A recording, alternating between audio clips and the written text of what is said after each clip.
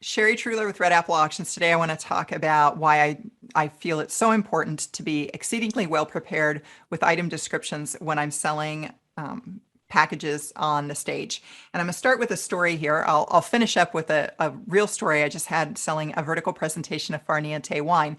But I'll start with just this past summer, I'm working up in Martha's Vineyard. And because I decided to drive this year instead of fly, I invited a friend to join me because, hey, it's always fun to do a road trip. You get some company on the drive up and back. And she had never been to the island before, so it gave her a chance to sightsee while I was working. So the day before the event and the day of the event, up until the time I left, I was just in front of the computer doing a lot of research. And she said, "Do you always do this much research on your items?" And I'm like, yes, I do. And the reason being is that I feel it's so important for three distinct audiences. First audience really being the donor themselves, the person who has made a donation to the nonprofit that I'm working with. If you watch the donors of these items in your gala, the closer we get to selling their item, they're starting to pay more attention. They want to see how their donation, doesn't matter whether it's a beach house in Corolla or a bottle of wine or a dinner, they want to see how their item performs. And if it sells super, super high, that's all they're going to remember is that it sold super high. But if it doesn't for any reason, if it doesn't sell super high, they're going to start wondering why and looking for a reason. If I have done everything I can do to present that item, even sharing details maybe that they didn't even know, and then using every trick in the book that I have when the bidding lags to try to get another bid, they've seen that, and it's harder for them to say we didn't do our job. Right? They'll feel better about the fact, like, okay, maybe it didn't work. We can talk them off a ledge if if they feel that disappointed.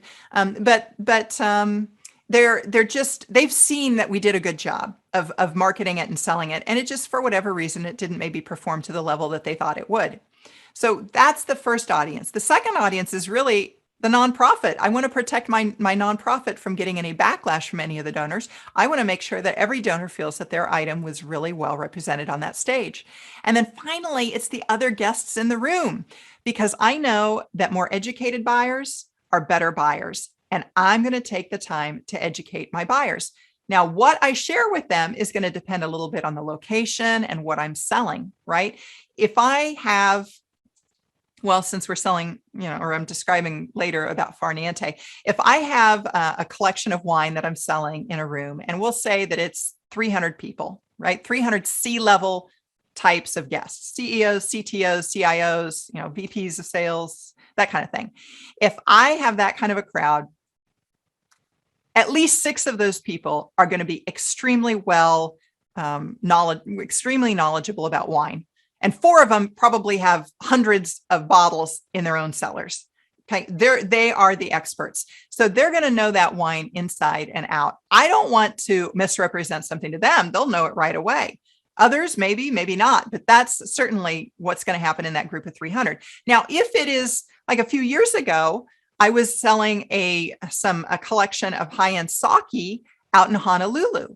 Well, with that group, they knew their sake, right? If they may have some Japanese ancestry, they're close to Japan, they may have neighbors just by learning by osmosis about sake, right? It's kind of like if you have a neighbor next door who's a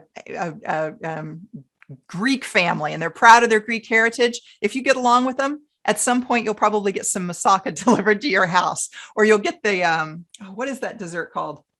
Can't remember, the phyllo dough with it, delicious Greek dessert. You'll get some of that delivered. You just learn about the Greek culture by virtue of living next to the Greek family. Well, in Japan, you're going to learn about sake because you're in Japan. Now, or in Hawaii, you're going to learn about sake. If you are here in Tulsa or Detroit or DC, you may not know as much about sake. So if I'm selling high-end sake in those markets, I'm going to be talking about sake in a different way than when I'm out in Honolulu. I'm going to dive down more maybe into specific brands, whereas here I'd be probably talking about sake as a whole and why this is such a great package to buy. So that always is going to vary on location and what I'm selling. Even if it's like something that's more common, let's say it's the Corolla beach house. Very often when we get these descriptions, you will know that they are not usually very rich in details. It's not like we're working at Sotheby's or Christie's and we have a group of people who are catalogers, and their job when items come in for sale is to research the heck out of these items and present them in the catalog.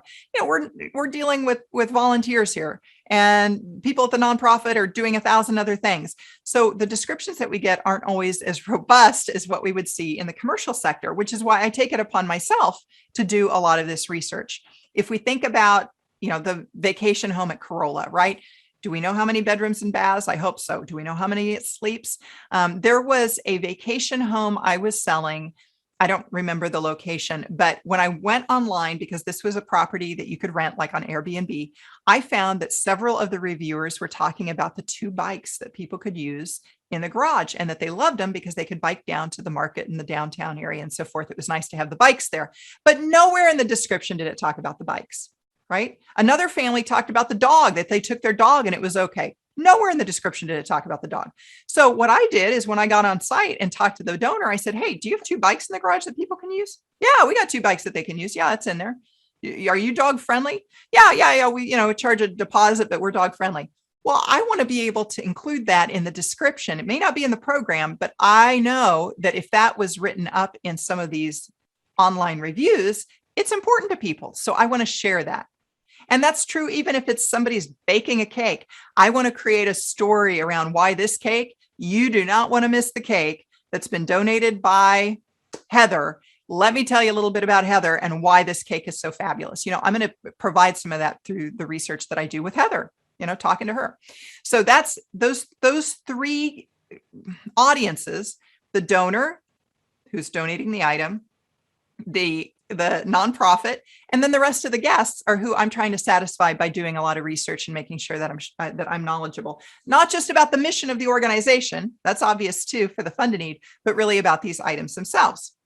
So my point being here, I like to do some research.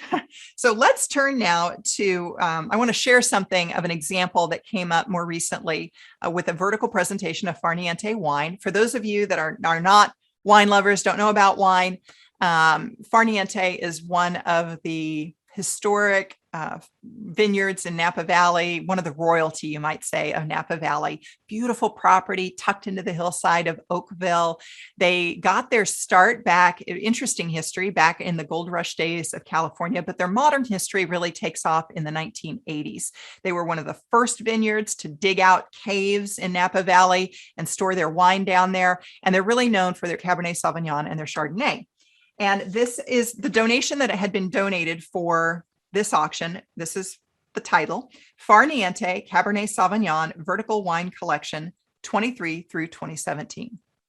And then it listed out 2013 Cabernet Sauvignon, 1 bottle, 2014 Cabernet Sauvignon. And the 2016 version is the creme de la creme. It's really difficult to get. And in fact, at the end of the night, the buyer of this lot, I was over at the checkout area and we were talking. Oh, I said, you got the Far Niente? That's great. He said, oh yeah, that 2016 version, hard to get that. He knew, because again, I had at least 6 people in that room who really knew their wine more than I when I was selling it. Okay. So that was the title. The description then was Far Niente Cabernet Sauvignon marries fruit from their estate vineyards in Oakville with hand-selected Cabernet lots from Rutherford, Stag's Leap, Calistoga, and St. Helena. Okay, now I start to do my research. I want to find out a little bit about, vertical presentations of Far Niente, what people are doing, what they're saying about it, that kind of thing. So I go onto YouTube and I start just going through. And what I found, and I have a photo of the wines as well. What maybe the 4th video that I'm listening to, I hear the gentleman say something that made me sit up and take notice. He said, now, this is what he was tasting was their Napa Valley cab. He said, now it used to be that they only produced their Oakville estate cab, and it was limited and it was pricey and it was excellent. But now they're using that expertise and they're starting to source grapes from other areas, grapes in Rutherford and Mount Helena and Calistoga, grapes from the warmer areas of Napa Valley. And when he said that, I went back to the description. I said, wait a second, what did this description say about it? What did this description say? Niente Cabernet Sauvignon marries fruit from their estate vineyards in Oakville with hand-selected Cabernet lots from Rutherford, Stagsley, Calistoga, and St. Helena.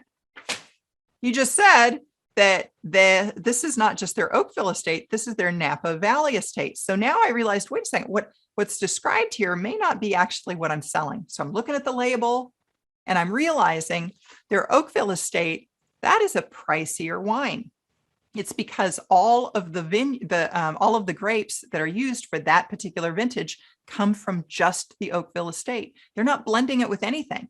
So when you're doing a vertical presentation and you're going to try the 2014 against the 2015 against the 2016, you're really going to be able to sample the different flavors of the grapes and understand what the weather, changed, how the weather changed and affected the flavor, because this is just one estate. They're not blending it. Grapes are only from Oakville, only from Oakville, only from Oakville every year that 2013, 14, 15, 16, 17. But this reviewer was looking at their Napa Valley and reviewing that. And that was interesting. But what he said made me realize that the description that we had, which talked about blending it with other estates, was incorrect.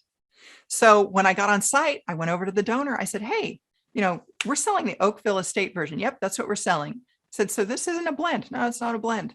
Nope. Had to correct that when I got on stage.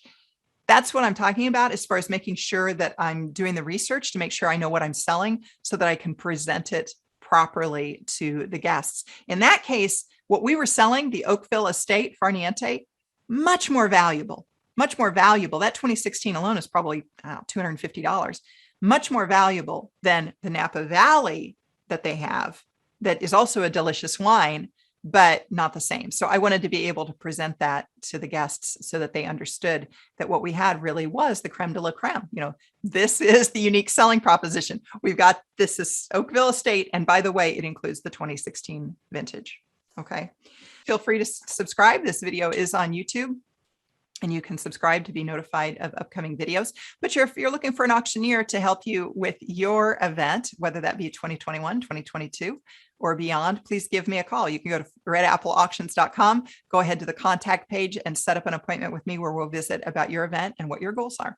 I'm Sherry Truler with Red Apple Auctions. As always, good luck to you in your charity auction.